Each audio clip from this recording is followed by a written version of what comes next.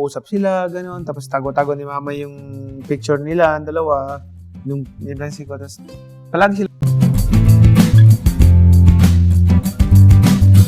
Mukhang malalim talaga ang closeness ni Eman Pacquiao Jr. sa ama na si Manny Pacquiao. Malinaw naman na nakakapunta talaga ang binata sa bahay ni Manny sa Jensen. Ikinatuwa naman ng netizens ang pagiging close ni Manny at Eman.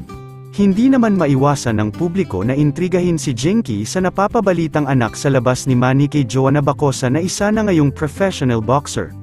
Mukhang malinaw naman ang mga balita na lumalabas na tunay na anak ito ni Manny dahil sa pagkakahawig nito sa mga anak niyang si Michael at Jimwell.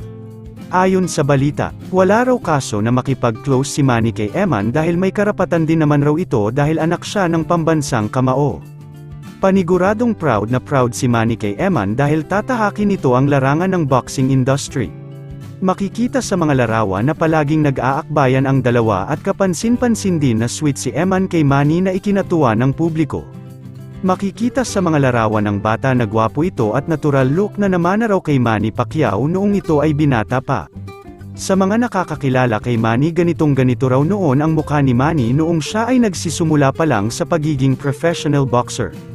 For sure hindi naman ito pipigilan ni Jinky na makipagkita sa anak. Walang katotohanan ang kumakalat online kung saan si Jinky Pacquiao raw ay sumugod pa sa bahay ni Joanna Bacosa upang pagbawalan ng makipagkita ang anak kay former Senator Manny Pacquiao.